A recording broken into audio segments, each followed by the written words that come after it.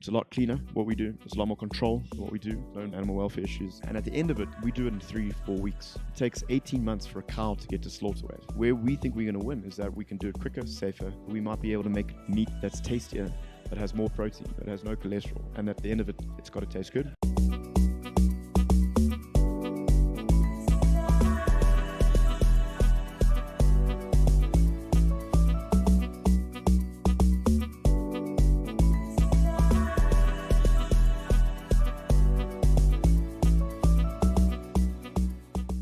Brett, That's me.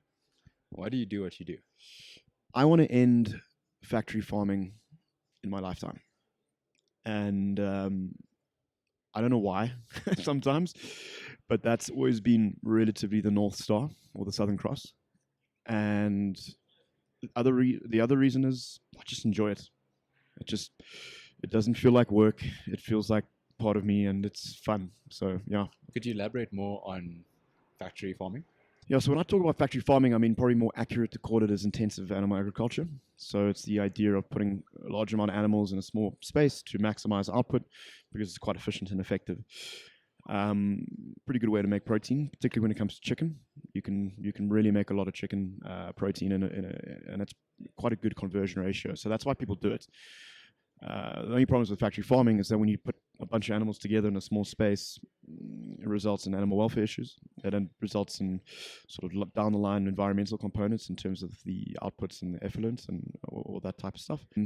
And then, there's a third component, which is sort of health for humans, health for animals. But zoonotic diseases, animal-borne diseases, it's a real great environment for those to happen. And we've had it in South Africa recently, the avian flu. We lost some eggs. I don't know if you remember that. Well, it's happening right now. So there's all those things component which are tied up to what is defined sort of loosely as factory farming. And it's something that I think has served its purpose. And we now need a new innovative way to make protein and food. Okay, could you walk us through how you started your business? Sort of dropped out of varsity. So how the cliche goes. Was doing my master's in economics at Stellenbosch, which was great.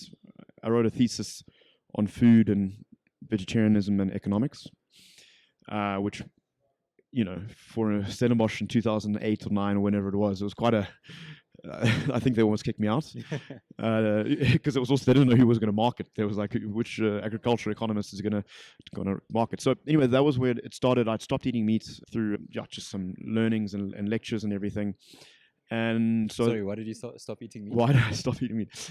I went. Okay, so before I went to Stellenbosch, I went to UCT, and I was, I guess, looking for new things, and I was doing accounting, which I didn't end up finishing. Shame. Which shame. Yeah, I don't know. Shame for them. I feel like it was. Why did they allow me? And I feel like they might have regretted it. But and then I also picked up all these other things like philosophy and art and literature, some psychology, etc. One of the things I picked up was ethics. Because I didn't have it. I was trying to learn. But and it was run by a guy called David Benatar, and he's a pretty prominent lecturer and philosopher. And just funny guy, speaks a lot of different things. He spoke about the ethics of smoking, the ethics of sex, the ethics of humor. I still haven't really learned the ethics of humor because my jokes are pretty terrible. But so he spoke all these concepts, and the one thing which were all like very interesting, and I loved the idea of looking at the mundane and then extrapolating. And the one thing he then spoke about was the ethics of eating animals. And pretty much overnight, I was like, wow, they hit me. I was like, makes a lot of sense for me. And this idea that why do I eat some animals and not others? Like, what is and so that question I couldn't answer. So I said, okay, well, I'm going to stop eating meat. And that kind of catapulted me because I used to be a braai guy. I was the guy literally grabbing the tongs. I was first in line. I took that, I took that mantle. So it was very difficult. It was like a change in my whole personality. I think my friends wanted to kick me out of the group. They then have kind of understood it, but they still make fun of me 15 years later. And and because of all this self-research I was doing on the topic of eating animals and particularly around economics, I said, let's put it into a paper instead of something else. Monetary policy. I wrote a paper called "The Economics or the Benefits of Vegetarianism" or Economic Benefits of Vegetarianism. And why I give that background is that I wrote that paper. I then sent that thesis to Tammy Fry, who is the daughter of Wally Fry, who runs the company called Fry's Family Foods, Wow. based out of Durban. And they weren't looking for an economist. No one is, but we always seem to find ourselves getting a job. And I got into sales marketing, and I did. And to speed the story up, did that for about 10 years, on and off, variety from PR, key accounts, At Fry's. at Fry's, the whole time, doing a bit of things in between. And then I got a job working in a German organization, Berlin based, which was a wild experience for 2 years. Not knowing, you can get away with not knowing German, but the culture is quite different to South Africa.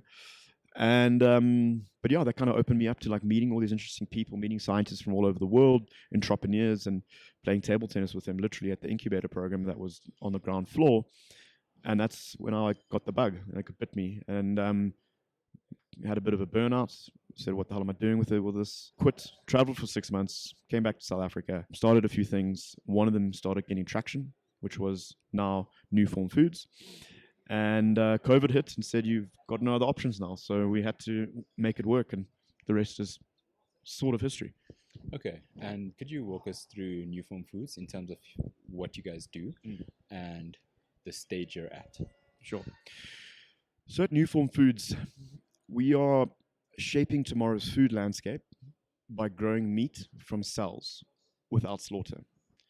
So essentially what we're doing is we're taking some cells, some biomass from an animal. So we've done it with pigs, cows, and lambs, and sheep. And we are recreating the conditions found in that animal just outside of the animal. Now, why are we doing that? Well, the end result is after 3 to 4 weeks through our process, which I can get into, we are able to harvest meat, muscle tissue, fat, and make delicious burgers, meatballs, sausages, you name it. And this is now not a plant-based product. There is components of plant-based, but it is a meat product that is, we think one day will make the need for factory farming redundant. So that's this mission of the company. We're making delicious meat, but maybe to talk about the stage. So in the beginning, we thought, let's just make burgers. That's what we wanted to do. Literally, I think it was on one of our on one of the whiteboards for like ever, just make burgers. And then we realized is that like that's very difficult to distribute a retail product or everything like that, and you have to build factories and get. But what we were good at was the technology component. So quite recently, we've made a massive shift to go say we're not a B2C company anymore. We're not trying to make burgers to sell to consumers through a retailer. No, we are a technology company making scalable technology to take cultivated meat from the lab to the mainstream.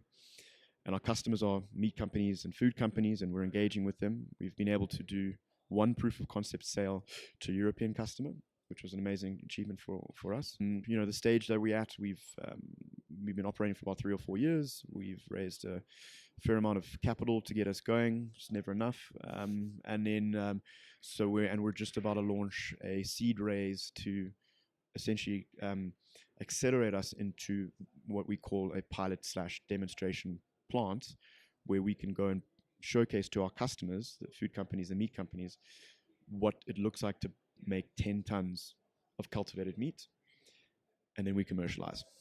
Okay. And in terms of the actual meat, so first question is, could you walk us through that process of how that's done? Where do you get the animals from to the process of the complete product? Sure, happy to do so. Yeah, so the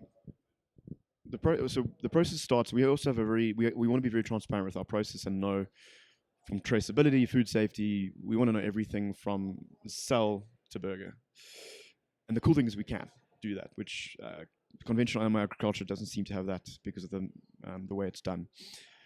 We have a working partnership with a sanctuary in just outside of Cape Town. It's a place called Greyton Farm Animal Sanctuary.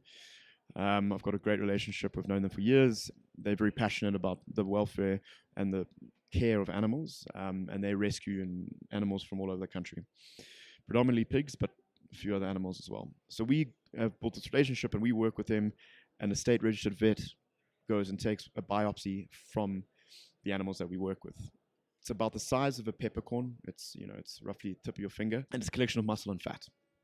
We then take those biopsies back, and the animal's fine. I mean, it's a local anesthetic. They're up and running in 45 minutes. That process is pretty harmless. And then we bring those biopsies back to our facility in Woodstock, Cape Town, and we break it down, we isolate cells, and now the next part of the journey is ensuring that we can create a stable cell line. There's variability in cells, in your cells and my cells and animal cells, that make it difficult to commercialize.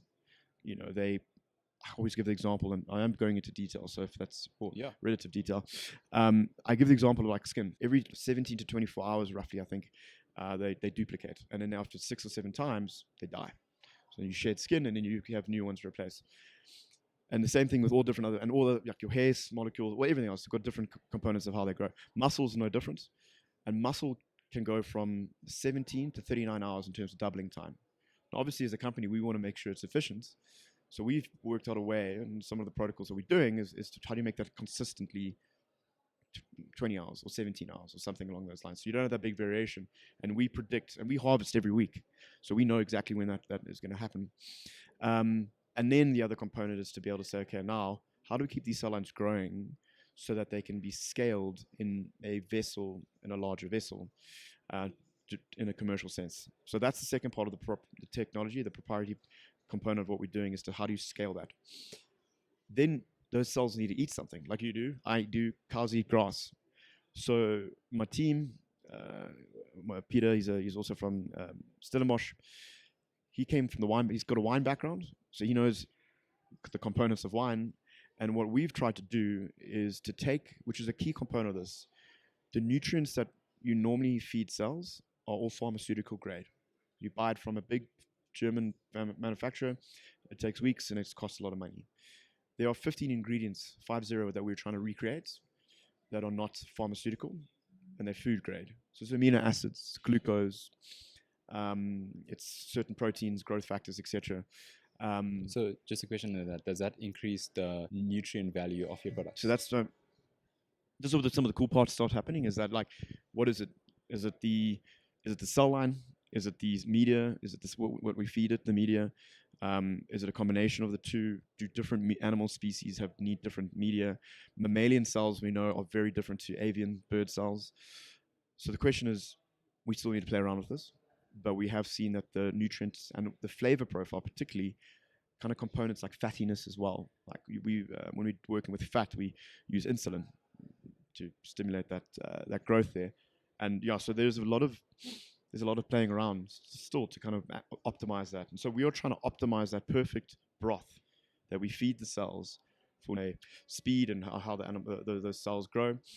And then obviously make it work very well together, because we're trying to sell at the end of it a turnkey solution that allows anybody to plug and play under a license from us. So that's just maybe the business side. Okay, so anyway, so once we've got that nutrient broth ready and right, we introduce it into vessels that start growing the cells. And then after a while, we work with something which is akin to what a brewery looks like. So we are at a very small scale now, but what we're trying to aim towards is developing a brewery where these vats will be growing the muscle tissue. It's essentially a combination of, it's brewing beer. Instead of yeast fermenting and producing alcohol, it's cells duplicating by feeding on nutrients. Now that probably doesn't sound too appetizing to some, but obviously compared to conventional animal agriculture, it's a lot cleaner what we do. There's a lot more control in what we do. There's no animal issues, no animal welfare issues. And at the end of it, we do it in 3-4 weeks. It takes 18 months for a cow to get to slaughter weight. So the where we think we're going to win is that we can do it quicker, safer, and at the end of it, we might be able to make meat that's tastier, that has more protein, that has no cholesterol. I'm just sticking our names and numbers here, but there's a lot of combinations that we might be able to do in the future that will make the consumer and our customers say, this is something that I want to get involved with, I want to try it. And at the end of it, it's got to taste good. And our meatballs, our burgers, and the sausages that we've made over the last year have pretty much flying colors at every time we've done a tasting. So that's end to end. In terms of products, do you make, what don't you make? Well, I mean, in terms of the Newform's company, as a company, our product offering is a B2B play. So we're offering a platform that is the ability to plug in. We'll put down a facility. It's at the moment a pilot facility, working with our engineers. And then within a certain period of time, we can sell you the license so that you can get all You don't have to. You get the lamb cell line with the right media, the instructions, and then ongoing consulting so that you can actually regardless yeah. of what meat it is, pork, Yeah, lamb, beef. we want to offer to our customers the capacity to learn, because it's a crucial thing is for the retailers, the food manufacturers, the meat companies to understand what we do. If they don't understand it, they're never going to adopt it, then we're never going to go anywhere. I also want to make the offering, which is a bit bold, but you got to do this and say that whatever you want, we'll make it for you. That's a very big claim. At the moment, we've got beef, lamb, and pork. We're looking at avian. We're looking at marine life. We're looking at different species. We're trying to say, no, we're agnostic. It's the platform that does the job, not us. Along your journey, has there been any challenges? And if so, could you perhaps tell me how you overcame the challenge? Yeah, I think many challenges, many problems, difficult. Like it's crap, you know. There's a lot. It's starting a company is a fool's game sometime, and I think you have to be a bit crazy and stupid. Biotech in South Africa, yeah. Like, look, that is the main challenge, really, to jump in, is that to convince. You know, I took a photo of it that slide up where it was like, what's your AI strategy? We don't invest in Africa. Too early, too late. What's your social impact? No, you're too social impact. You know? So if I had narrowed down for us from a fundraising part, which is the headache, unfortunately, is that I think a lot of South African investors on the continent don't understand the tech. They don't understand the value proposition. So my challenge has always been to try and get that across. Some do. Don't get me wrong. One of our biggest supporters is Anza Capital, which is a South African. So they've been great, but like, you know, it's still like it's a journey to get people to understand it, and then to help them understand that this is not a fintech app that's going to give you returns in 6 weeks' time. You know, this is not a delivery app, or this is not a way to I don't know. But so there's that component, and then you've got to get that more patient capital. So if I had to say the challenges, initially we started in COVID. A week later or 2 weeks later, our friend Cyril got up and said, "Stay at home, eat your lunch." And that was just that. We only know that chaos. So we were like walking around South Africa virtually, trying to find a lab in COVID when all the labs have been pivoted to do one thing and one thing only: testing, and some vaccine development. Not enough apparently, but and then so couldn't all that. It was impossible. And then we got some breakthroughs. We got things. We built partnerships. And that's probably the way that we, as a company with not the resources, have leveraged other partnerships. And I give them a shout out a lot. So Uvu Africa had a lab. They built a lab, and they essentially said, "Like, guys, come. You can hear the keys."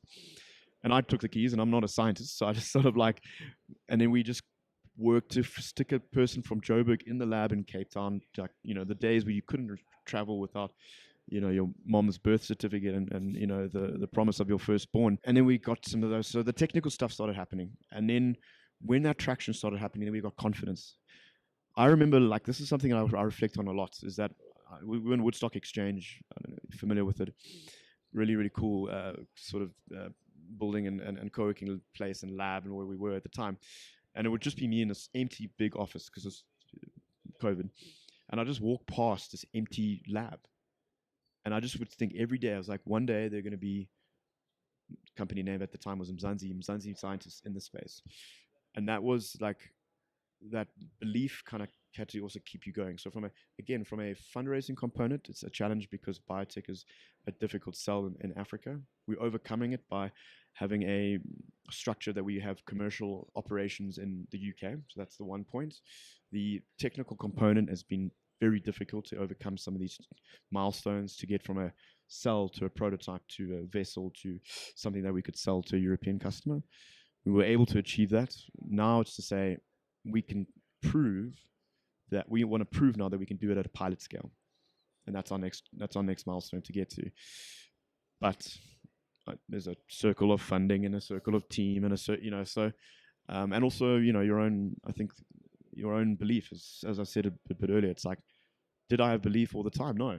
But like, I would walk past that empty lab for 3 months and I was just like, one day it's going to happen. And then one day I walked past and there was Lauren with a lab coat and it said Mzansi, and I was like, something's happening. And then I think that like what the entrepreneur needs to do is just constantly make sure that human action is happening, and if it starts, something will persist, or something will come. So you told me about your big hairy goal. Yeah. Once it happens, if I can be part of ending factory farming, I think I will be unpopular with some people, but I'll take that. Yeah. Okay. Yeah. That happens.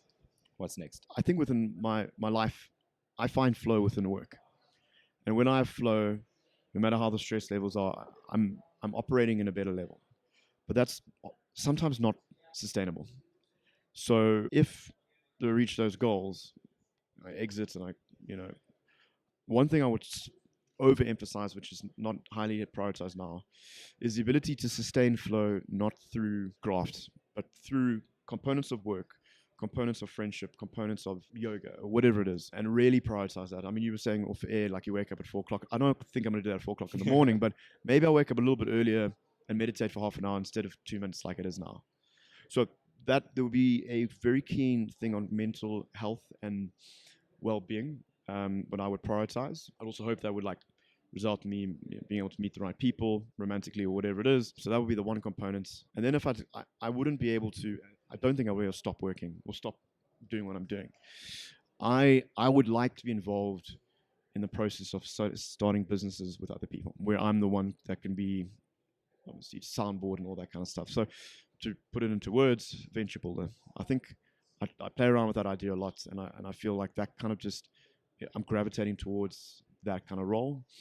But I would love to be able to start another company or two, just so that I can get a bit more, what is the word, experience. Got you. So yeah, big lofty goals, factory farming, it's done, exit the company. I'm sure they'll be happy to let me go and focus on well-being, and then focus on starting something cool again. Brett, thank you. I want to also acknowledge you for having the grit and perseverance in biotech to continue doing what you're doing over the years. As you mentioned, it's been challenging, many challenges. So I want to acknowledge you for doing that. And specifically in South Africa, holding the flag high. And now we're in flipping Africa, which is flipping amazing. Yeah. You are nominated for the awards. African CEO. That's We're going global. So yeah, I want to acknowledge you for doing that. And thank you for giving me a time. Yeah. Thanks very much. Cool. Thanks, bro. Punch it. we can cut that one out.